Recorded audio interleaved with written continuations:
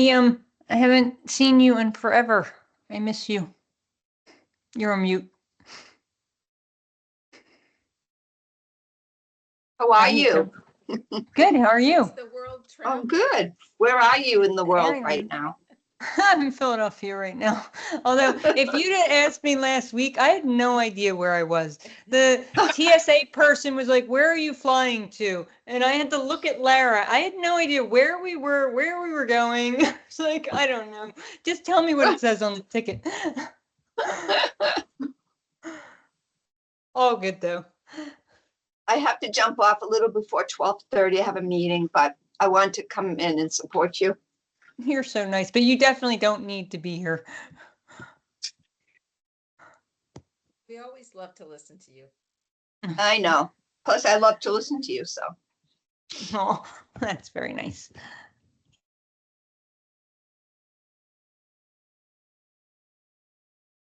Hi, Gifty. Hey, Gifty. So nice to see everyone. Gifty!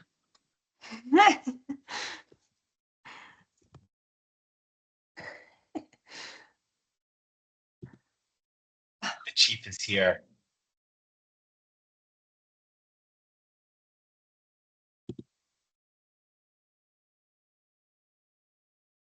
Hey, Marion, are you able to take over the slides? If not, I'm happy to move forward for you. Yeah. Yes, it looks. Seems like I have it. Yeah. Oh, that's good. Great. Thanks.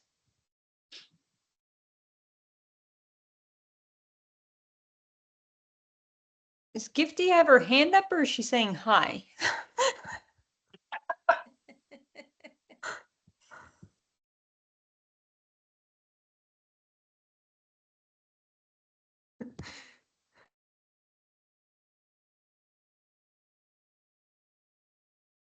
Nico, where are you? Are you in Portugal? Portugal, yes. Yeah. For now. Next week's Brazil. We have our NurseHack4Health pitchathon. That's very exciting. Yes. Take lots of pictures. Will do. 15 teams competing. That's incredible.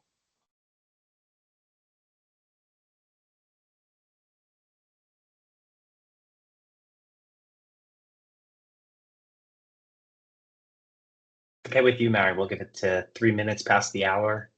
Yeah, for sure. Awesome. Thank you.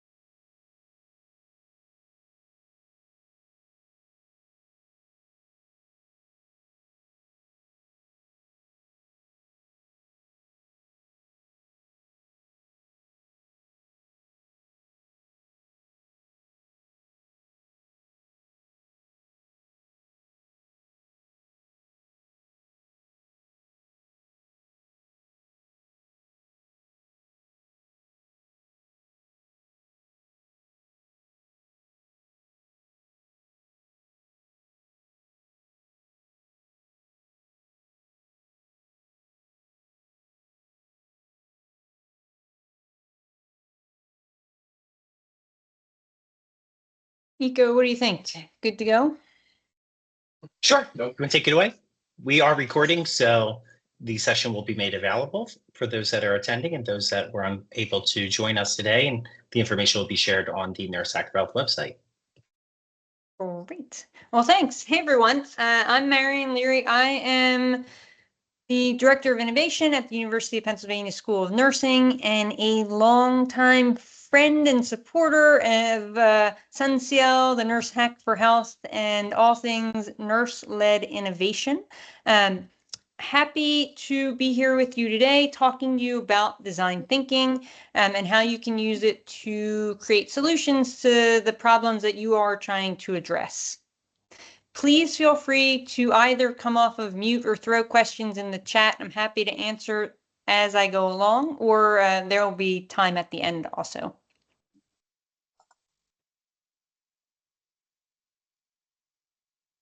All righty. So I just have a couple disclosures that I want to make clear. All right, so let's jump right in. So before we can talk about the innovation methodology of design thinking, I like to set a foundation of what innovation is, because innovation means many different things to many different people. At Penn Nursing, we define innovation as the creation of something new or the application of something that is used in a different way that delivers value. So we're not just talking about technologies or widgets. Those can be innovations, but they're not always. What we're really talking about is the methodology we use to solve problems, systems, and processes that we create, the way that we communicate with our patients, communities, families, students. All of these things can be innovation. And my definition of innovation has changed over the years. It's more than just the end product. It really is about the human-centered, equity-centered process that is used to understand a problem and the needs of your end users and really create that mindset where you are co-collaborating with your end users and really understanding their needs, wants, and desires and letting those drive the process. So more than an end product really is the process that creates the innovation mindset. That is innovation to me. So then what is design thinking? So design thinking is a 5-stage process that starts with the foundation of empathy and goes through define, ideate, prototype, and test. And though the process looks linear, it is very iterative. You're constantly going back and forth between each phase. This really is a human-centered approach that integrates the needs of the people for whom you are designing. You will hear me say that over and over in this presentation.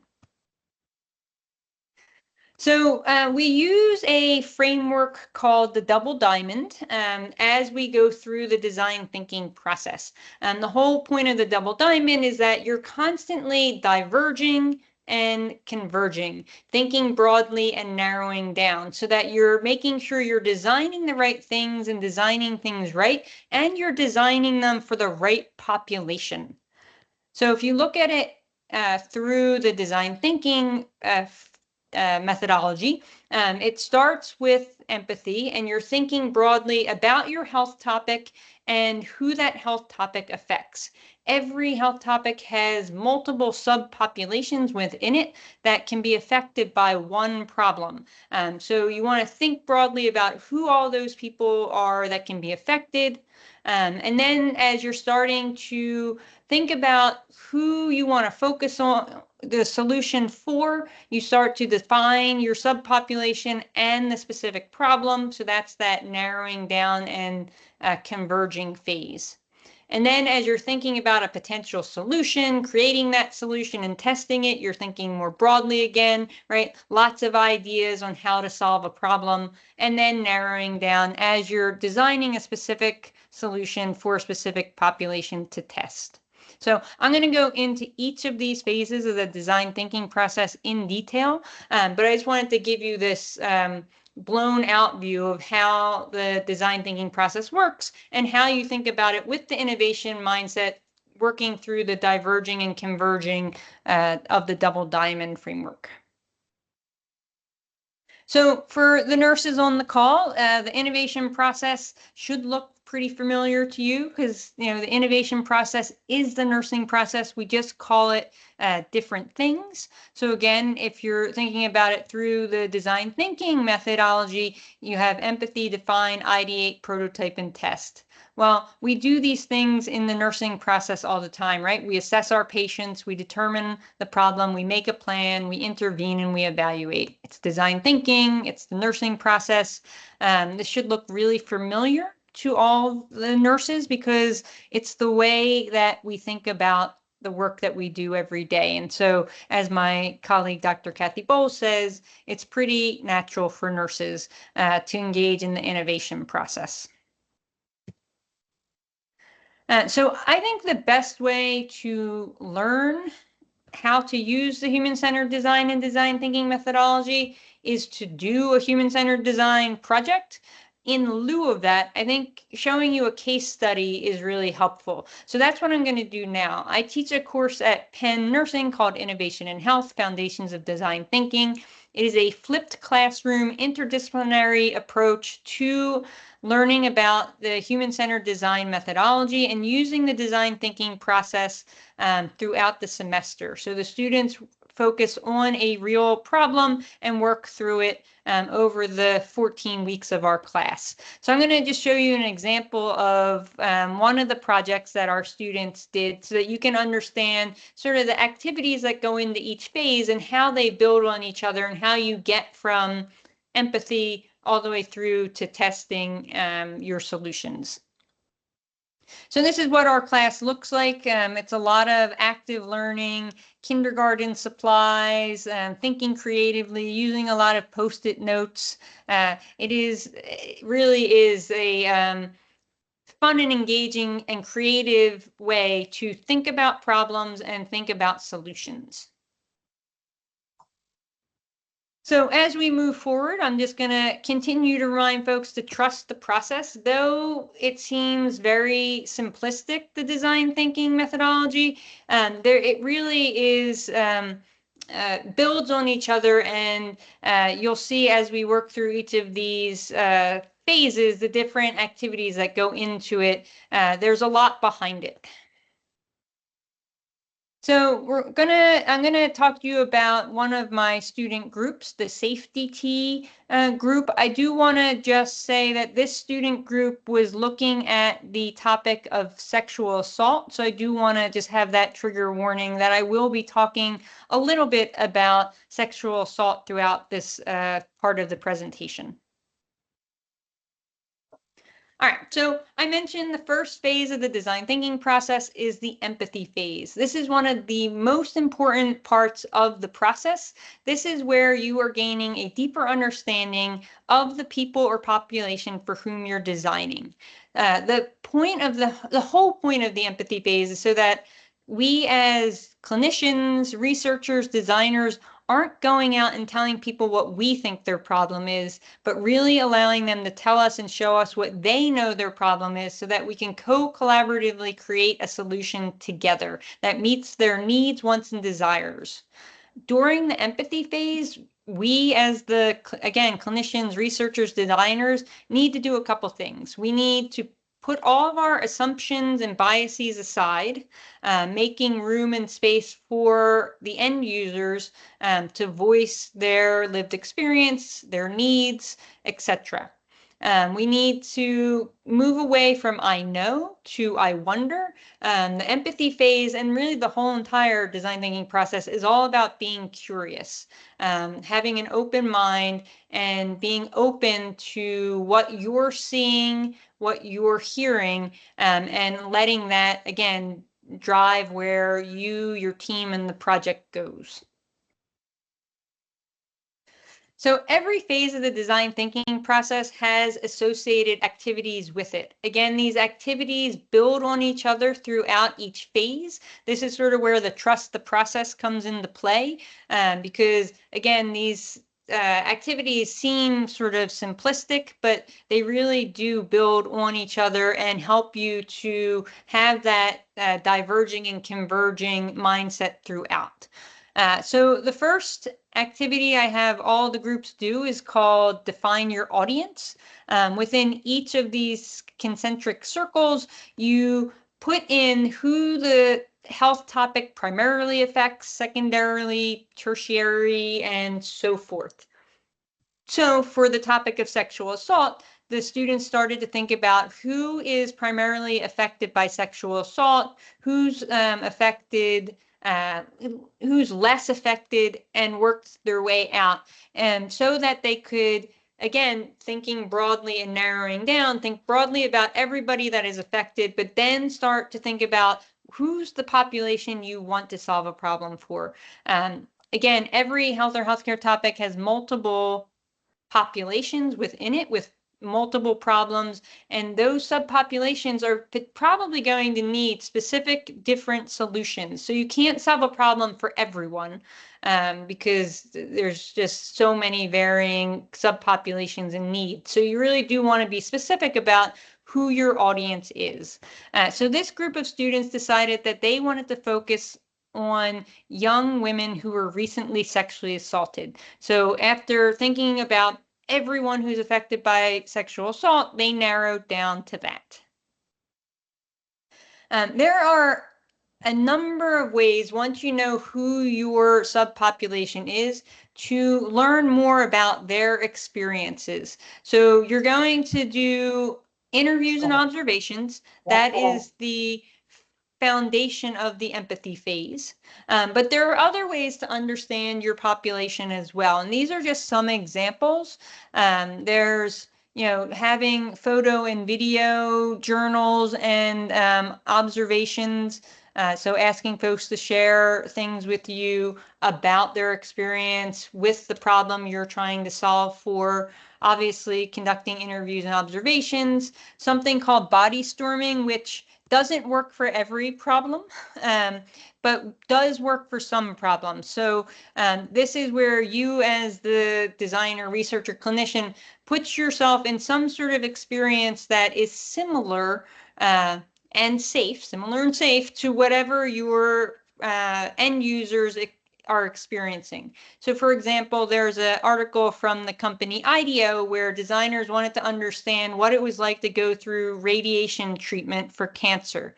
Now, obviously, they weren't going to go through radiation, but they had heard that getting your hair waxed and taken off, that could feel similar to a radiation burn.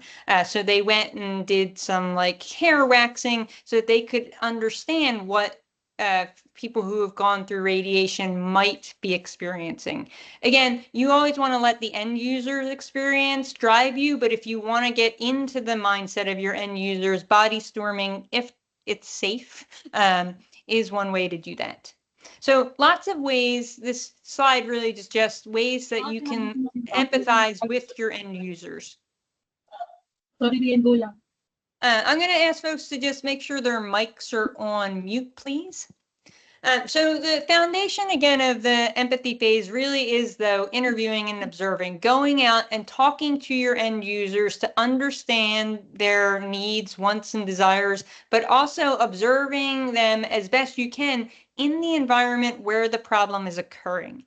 So our students went out and they interviewed young women who were recently sexually assaulted. They interviewed rape crisis nurses to really understand what was going on just after a young woman was recently sexually assaulted. And from there, you do that until you reach something called saturation. So the human-centered design process really is a qualitative research methodology where you're using qualitative methods, ethnographic methods, to understand your end users. So you want to do interviews, observations, until you're hearing and seeing the same thing over and over from your population. And I mentioned there are other ways to do to gather more data. So if, for example, you can't go to where the problem is occurring, so for these students, obviously they can't have access to young women who are recently sexually assaulted right afterwards, there are other ways to understand experiences. So, for example, I used to be a resuscitation science researcher who was looking at how lay responders responded to sudden cardiac arrest. So when somebody's heart stops and they collapse, what does the general public do? Well, I couldn't be there when somebody was having a sudden cardiac arrest because by definition it's sudden. We don't know when it's going to happen. But luckily there are CCTV video footage in a lot of public spaces. So one way for us to really understand and observe an event that was occurring that we couldn't be at was to look at CCTV footage of bystanders and what they do when somebody experiences a cardiac arrest. The whole point of this is there are a lot of ways to gather data and first-person experiences around your problem area, and you want to gather as much data as you can until you have a full picture of what's going on and you're seeing and hearing the same thing from your end users. So once you collect all of those data, you do something called an empathy map, where you are then putting what you heard from your end users. Again, for this group, it was young sexual assault survivors. What did they say? What did they think? What did they do? And what did they feel? The whole point of this empathy map is so that you can look for thematic themes to then focus on for your problem area. So if we're thinking about the double diamond again, this is where we're starting to converge down to specific problems that affect your specific subpopulation of young women who are recently sexually assaulted. So once you do your empathy phase work, you then move into the define phase. And this is where you're going to take all of the data that you gathered and start to put together what's called a problem statement. So a problem statement is a structured activity that includes all of the insights and patterns you found within your empathy mapping. From the point of view of your end users, it clearly describes a problem that is both meaningful and actionable. As you work on the design thinking process, you will see that you're going to come up with many, many more problems than you can actually solve for. And you have to make sure that the problems that you're solving are not only meaningful to your end users, but you are able to create a solution that can be implemented around that problem area and for your end users. So there's a balance here between meaningful and actionable when thinking about the problem to solve and then the solution you're going to create. Which brings me to this statement: fall in love with the problem, not the solution.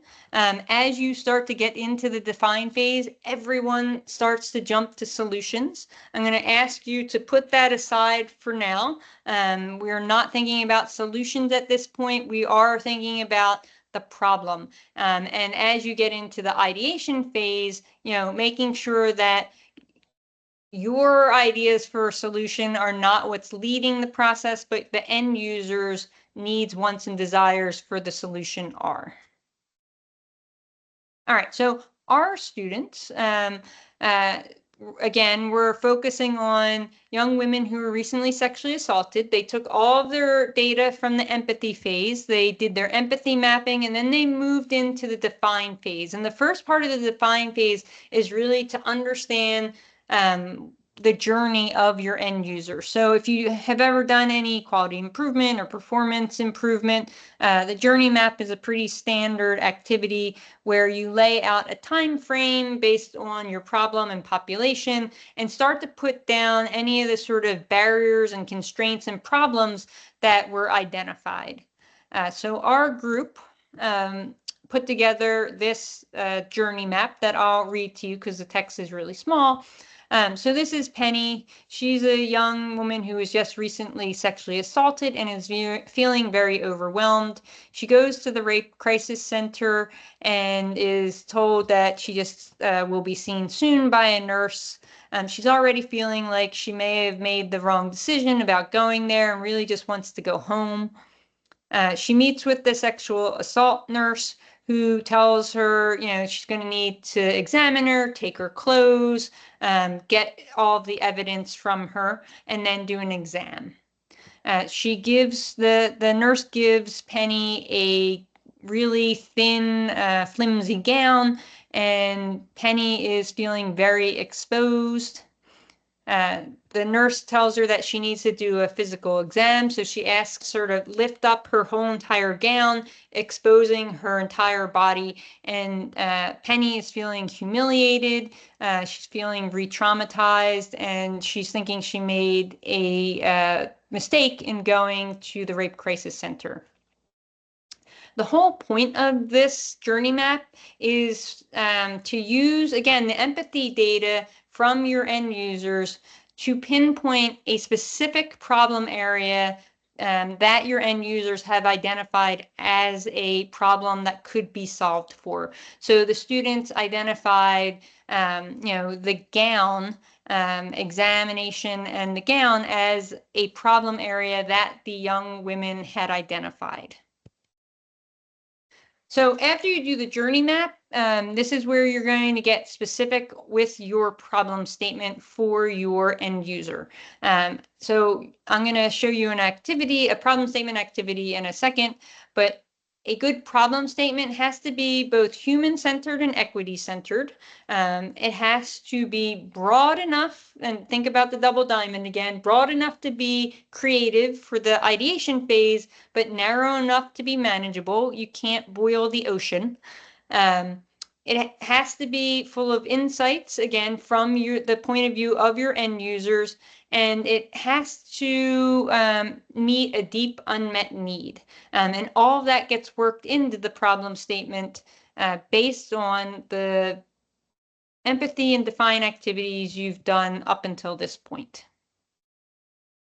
So this is the problem statement activity. It's a templated activity where you're filling in some goals and outcomes. So I'll read it off to you. It says, I am user description. I am trying to goal or outcome, but problem or barrier, because root cause, which makes me feel emotion. So again, very scripted, very templated, but very complex. It looks really simple, but you can spend hours and hours working and reworking a problem statement to make sure that it is meeting your end users' needs. And I should say, at each phase of the design thinking process, if you don't already have your end users as part of your team co-creating and co-collaborating with you on the process, you'll want to make sure you're going back to them and saying, this is the problem statement we created. Does this accurately address your problem and your needs? You would do that for the ideation phase. Here's the solution we're thinking. You definitely would do it for the prototyping and testing phase. At every phase of the process, your end users should be involved in, again, directing and leading where you're going within organizational priorities lessons. So, all right, and the problem statement that they came up with is, I am a woman who is recently sexually assaulted. I'm trying to complete a rape exam so that I may receive necessary medical care and preserve evidence, but the exam requires me to expose myself and be handled in extremely violating ways, reminding me of the actual assault, which makes me feel violated and uncomfortable. So this problem statement came out of, again, all of the empathy phase data, but also, came from their journey map. Their journey map really inspired them and showed them what they needed to focus on as their problem, specific to the young women who were recently sexually assaulted. So they did a really nice job taking all of that contextual inquiry data and really understanding from the point of view of the young women what was going on when they were getting examined at the Rape Crisis Center. All right, so once you define the problem, you then move into the ideation phase. And this is where, just like it says on the slide, you let your ideas run wild. It's during this phase where you're going to come up with as many ideas as possible to solve for the problem you just created in your problem statement.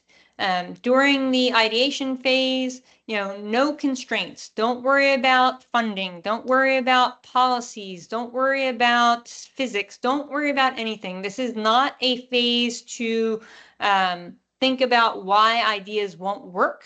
This phase is to get as many ideas on paper as possible and then start to see which ideas best address your problem statement. So you should always have your problem statement in front of you as you're ideating, and have, again, an open mind, be judgment free. There's plenty of time for why things can't work. That is not this phase. Again, double diamond, this is the phase where we're thinking very broadly. So the first thing you do, obviously, in the ideation phase is brainstorming. I have teams brainstorm individually, then together as a group, bundling their ideas together, building on their ideas, looking for themes of ideas, or looking for ideas that could potentially make a new solution together. There are a lot of activities in the design thinking playbook to help you think more creatively about solutions. Sometimes it's hard. We do get stuck in constraints. So there are a bunch of activities that can prompt you in different ways. So for example, this activity is called analogies. What if doing X was like Y? So say you have a sick kid and you have to take their temperature, but they're asleep and you don't want to wake them up. Well, what if taking the temperature of a sick kid was like giving them a hug? Well, let's think about a blanket that can change colors while your kid's sleeping, so we don't have to wake them up. The blanket can be wrapped around them like it's giving them a hug, and if they have a temperature and the blanket changes colors, the parent will know. So these examples are really just to help you think about prompts that could help you to then think differently about ideas to solve your problem.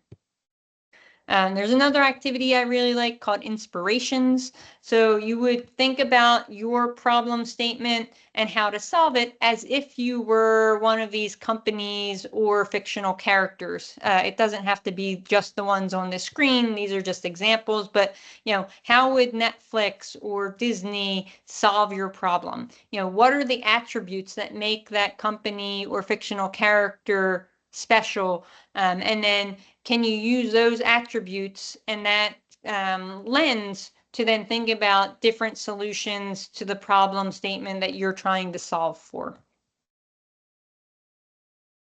I want to just talk about good solutions and what makes a good solution. So, obviously it needs to be user-centered, like I keep saying. Your end users really have to drive the process, so it has to be desirable for them, feasible and viable. Feasible is really important. Depending on where you work, is your problem area a priority for your institution? And then the solution you create, are you able to feasibly implement it into your health system or organization? I keep saying the user has to drive the problem and solution, but there is a balance here, right? Like, if the problem and the solution aren't a priority to your institution, then it's never going to be implemented. So you do need to make sure that your organization is on board with both the problem you're trying to solve and the feasibility and viability of the product or solution that you're creating. It also needs to be human-centered, and when I say we say human-centered here, and I want to shout out Rachel Acker, who created this slide. It has to be beneficial, responsible, and sustainable. And I think it's not there. The systems are designed for the outcomes they create, right? So if you're designing a system that is beneficial to one group but harms another group, you've designed it that way. If you design a product or solution that is hurtful to the environment, you've designed it that way. So we do need to make sure as we're designing and creating our solutions that we are being responsible, sustainable, and beneficial to not just our end users, but to everyone and, as possible, everything, including the planet. All right, so once we decide what our solution is, we then move on to the prototyping phase. It's during this phase that you create something called a low fidelity prototype. A low fidelity prototype is something that is created quickly, low cost, and disposable. And by disposable, I mean, you can create something in, minutes that can be interacted with, iterated, and recreated again. It's not something that you've spent months and months and months and tens of thousands of dollars creating before you give it to your end users. So our team of students came up with something they called the safety gown. And their first low fidelity prototype, and I recommend everybody do this as their first low fidelity prototype, is to get visual and sketch it out. Sketch out how you visualize your solution working. So the students created a modular gown for young women who were being examined at the Rape Crisis Center. If you can sort of see here, these dots represent buttons. And the gown, on the gown, and it shows where it's modular. So for example, in the journey map example, Penny had to have her abdomen examined. So instead of lifting up the whole entire gown, exposing her whole entire body, all she'd have to do is lift up this one little area or pull down this one little area to expose her stomach. If the nurse wanted to examine one of her breasts, she could just pull down this part here, and the rest of her stays covered. So the students did a really good job of understanding the needs of the young women who are recently sexually assaulted and coming up with a visual prototype and solution that would meet their needs. So once you have your visual sketch of your prototype, then you start to create a low fidelity prototype, again, that is quick to use, cheap, and easy to iterate. So they started creating their solution out of a hospital bed sheet. They were creating one so that they could test it on students. I do want to mention one thing, as you're going through the process, your empathy phase data should continue to guide each of the phases where appropriate. So the students learn that during their empathy phase that any sort of fastening device, Velcro, zippers, buttons being opened or closed that made a sound was re-traumatizing to the young women. So the students were really thoughtful about their low fidelity prototype and how they would make a modular gown that didn't re-traumatize the young women. And so they worked with our materials library at Penn to find magnetized buttons that could open and close but didn't make a sound. So as you're going through the process, always remember to go back to your empathy data to make sure that you're keeping all these seemingly little details in mind. But this was like a really big insight that they remembered from their empathy interviews and used as they were creating their prototype for their gown. It was really, really well done. All right. Once you create your low fidelity prototype, you then test it with your end users, preferably in the environment where the problem is occurring, so that they can give you feedback. As a reminder, fall in love with the problem, not the solution. The testing phase is to learn rather than to prove that you were right or that your solution is right.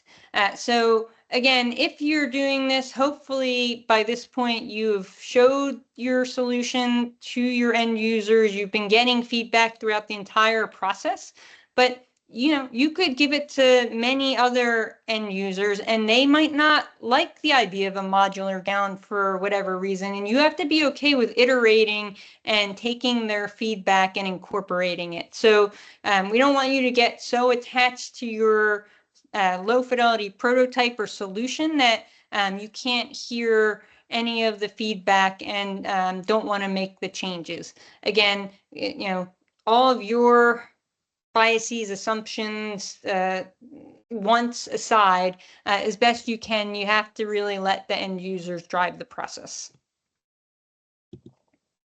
All right, so during the testing phase, again, you're giving it to your end users. The testing phase is another, qualitative methodology section of human-centered design. You're interviewing and observing your end users. Again, you're coming up with questions you want to ask them about the low fidelity prototype, and you're watching how they interact with it. Are there things that they can't figure out or that don't make sense, or you see them struggling with?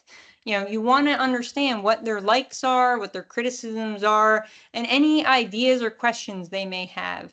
You also want to give them an opportunity to say, well, I like this, but I wish it did this. And, what if it did X, Y, or Z?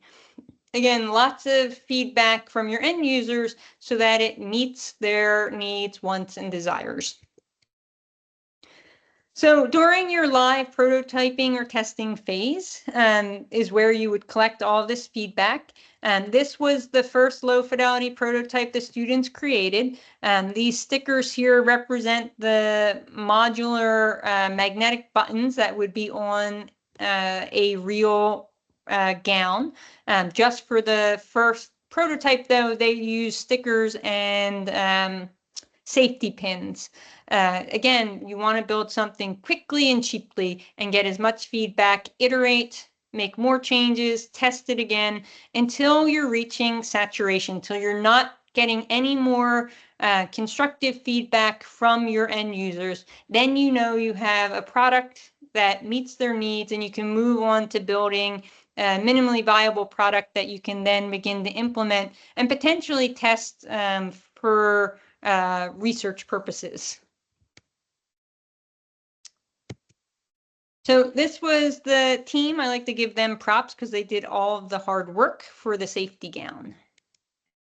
I do want to mention just a concept called equity-centered design. So as part of the human-centered design process, I mentioned this briefly in the beginning, but we really want to put all of our assumptions and biases aside and really allow the end users to drive the process and make sure that we're designing equitable and just solutions for all of our patients and communities. And we do that by, using this equity-centered design methodology of notice and reflecting, noticing both who's on our research design team and who's missing, whose voices are being raised, who's are being silenced, and what the different power dynamics are at play. You want people to feel comfortable giving you feedback, honest feedback, real feedback, so that you're, again, creating solutions specific to what they need and want. You want to make sure that you understand who your stakeholders are, what their lived experiences are, and how that affects the work that you're doing, and also the system in which you're working and how the systematic issues affect your end users. And then, I mentioned this already, but making sure that you're co-designing, collaborating with your end users throughout the entire process as much as you can. So that's human-centered design thinking in a very quick nutshell. For those who want to learn more about it, we have created something called the Design Thinking for Health platform in partnership with the Rita and Alex Hillman Foundation. It is a free online open access platform that anyone can use to learn about and also use the process in their practice. It's basically an asynchronous course that goes through each phase of the design thinking process with original lecture videos, original documentary videos, podcasts, activities, and more. It does have a Creative Commons license associated with it, so anyone can take it, the whole thing, and use it in a classroom, or components of it and use it in your workshops. You can sign up for the newsletter from that platform here. And with that, I'm happy to take questions.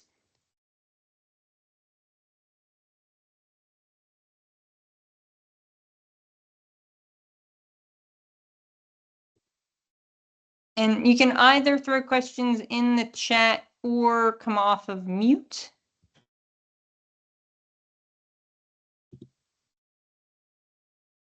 And I will just say, if you don't have any questions right now, but as you're working through your project for the hackathon, I'll throw my email in the chat and you can always reach out.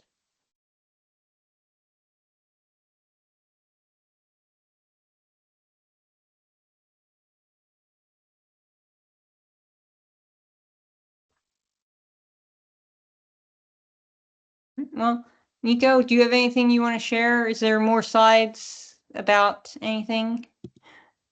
Yes, Upcoming but sessions? first want to thank you. Thank you so much, Marion, for an excellent Sure. session. Really appreciate you joining us.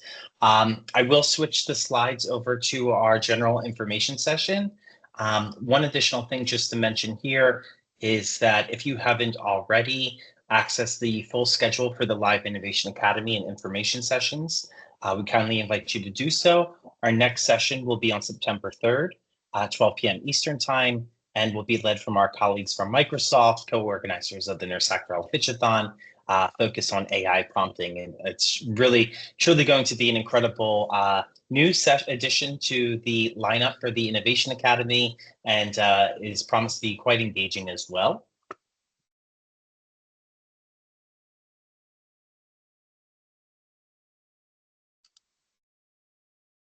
Just migrating over to our information session here. Again, if any questions do come to mind, please feel free to drop them in the chat.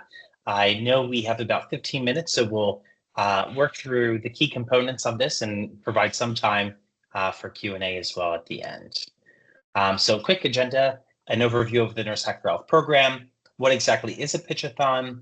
The key activities, education support that is offered, the pitch flow and template, as well as the judging criteria, and then lastly, some questions.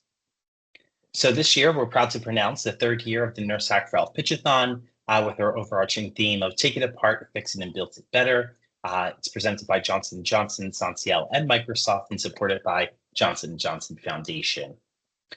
So NurseHack4Health, for those of you who do not know it, our mission is to unleash the power of nurses as innovative leaders and problem solvers to address the world's most pressing healthcare challenges.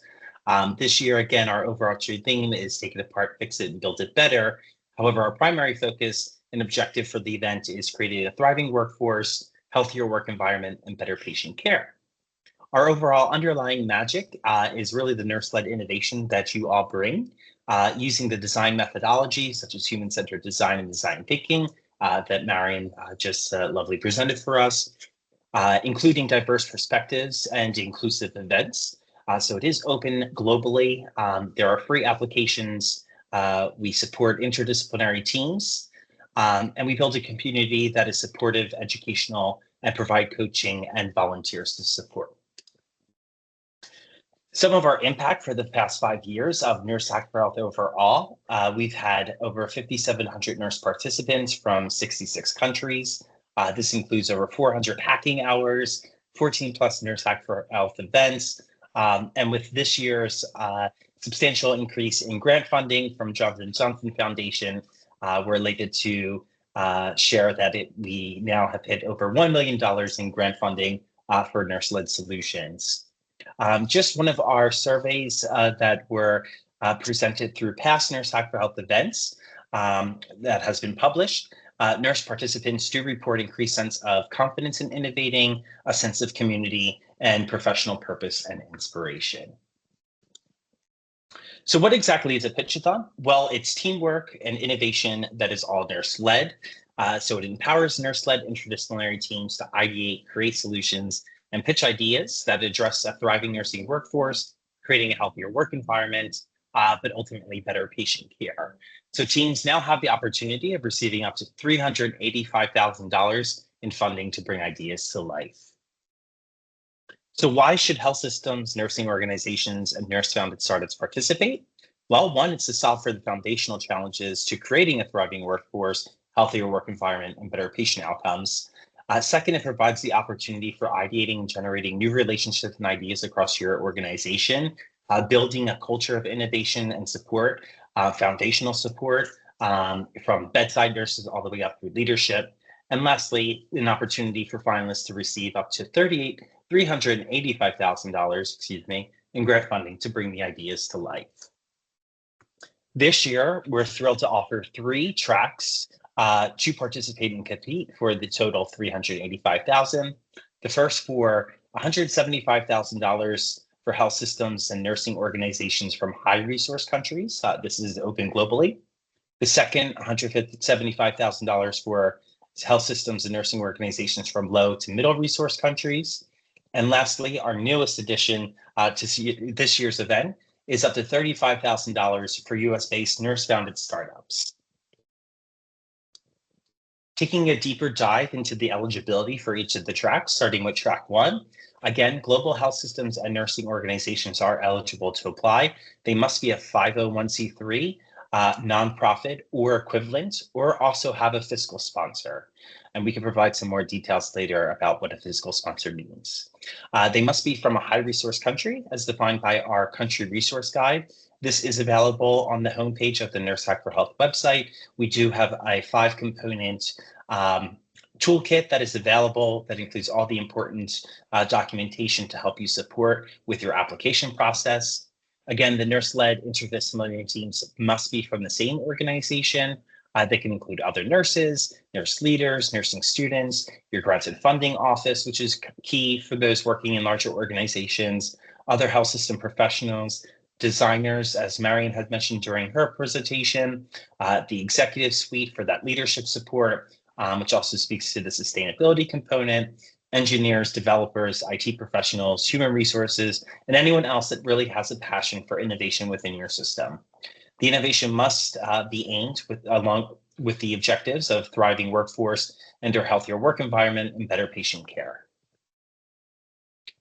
Moving on to track 2, the same requirements are in place. However, this would be for countries that fall within the low to middle resource country as defined by the country resource guide.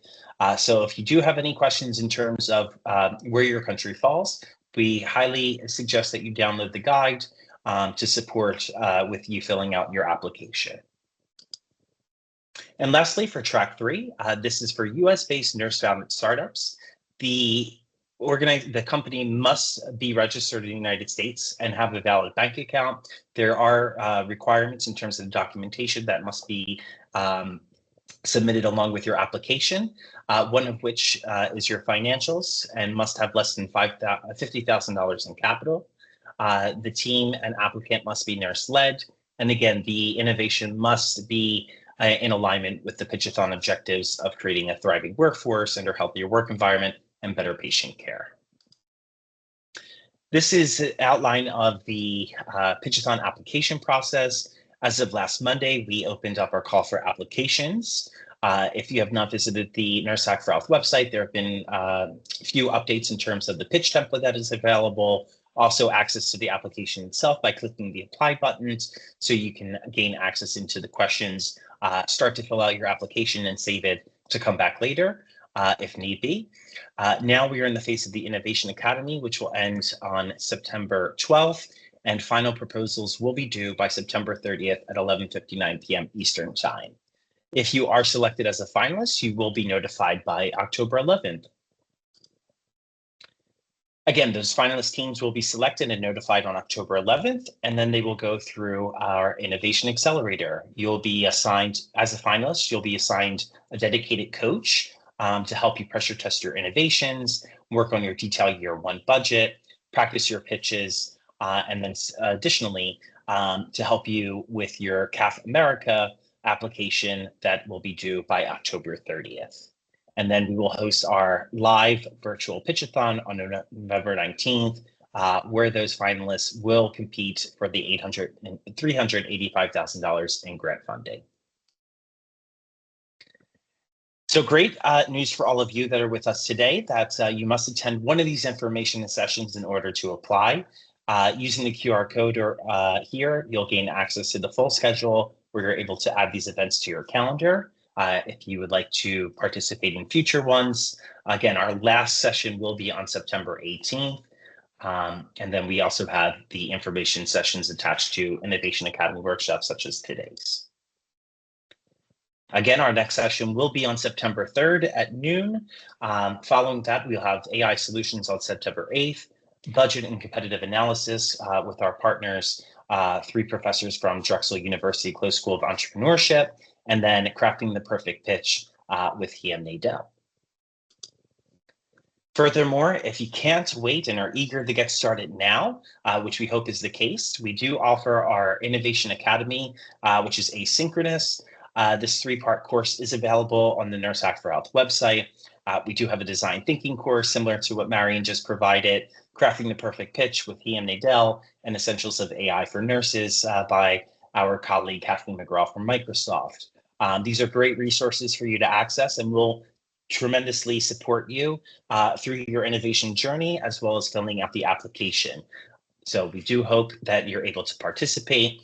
For US-based nurses, upon completion of the post quiz, you will also receive contact hours. In addition, we have office hours by appointment. Yesterday, we hosted our first session. These are the remaining sessions that are available. Again, all these times are in Eastern time.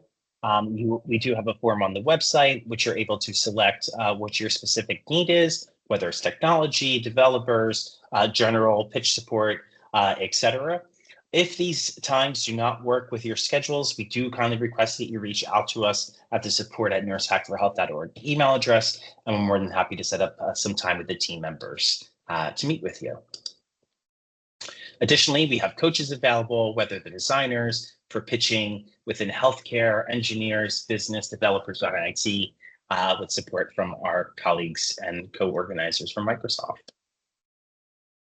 Just to provide you a breakdown of the pitch flow, the full template is available for download on the website, on the homepage, as well as on the resources page, which was the link was dropped in the chat, and I'll follow up with this, providing that link again.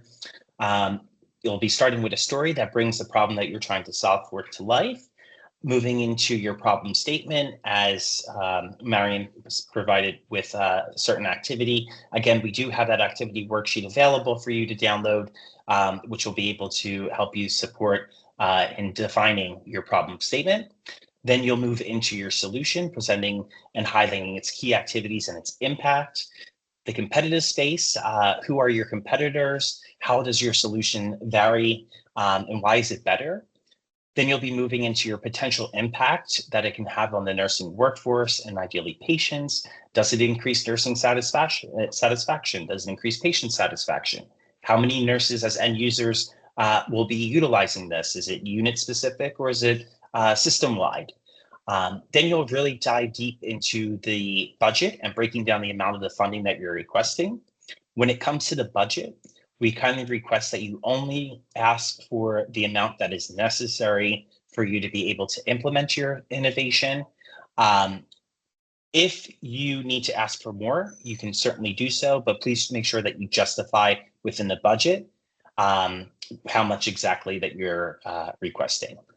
In terms of sustainability, this is the perfect area for to describe what is the organizational investment and leadership support and resources that is coming from your organization or your health system. Then you'll introduce your team and your expertise and why your group will be so successful. And then closing with the reiteration of the importance and value of your innovative solution. Also available is the evaluation criteria that the reviewers and judges will be scoring on. This 6-part is composed of the potential systemic impact on creating a thriving workforce. So is there a high potential for wide-scale systemic impact? Moving into the innovativeness of the idea, Is this a new technology solution with the potential to transform the field? In terms of the implementation and feasibility, does your proof of concept or prototype have a highly likelihood of success or viability and feasibility?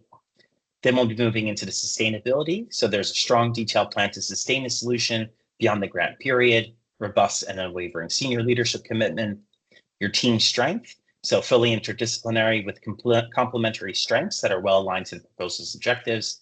And then lastly, the reporting mechanism with well-articulated evaluation strategy and robust metrics.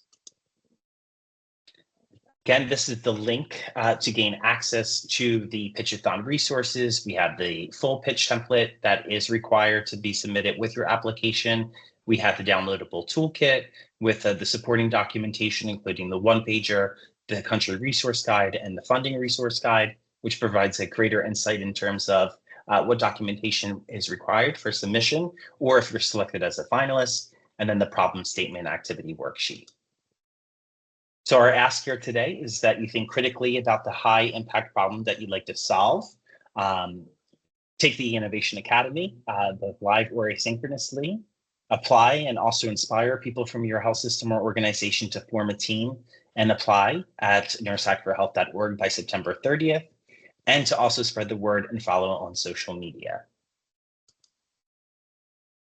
Again, for more information, please visit the NurseHack4Health website. We're also available at the support@NurseHack4Health.org email address that I just dropped in the chat as well, in case there's any questions that you may have. And I know we're almost at time, so I'll open up for any last minute questions before we move end for today.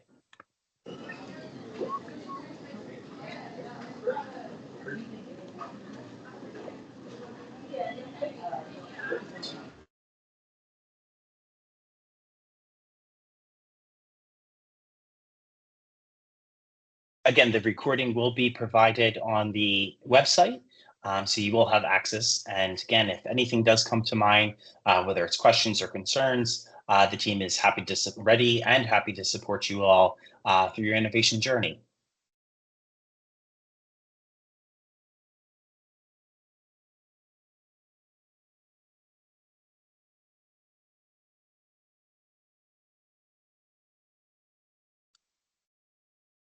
Excellent. Well, thank you all for joining us today. We look forward to welcoming you on September 3rd, and look forward to also receiving your applications.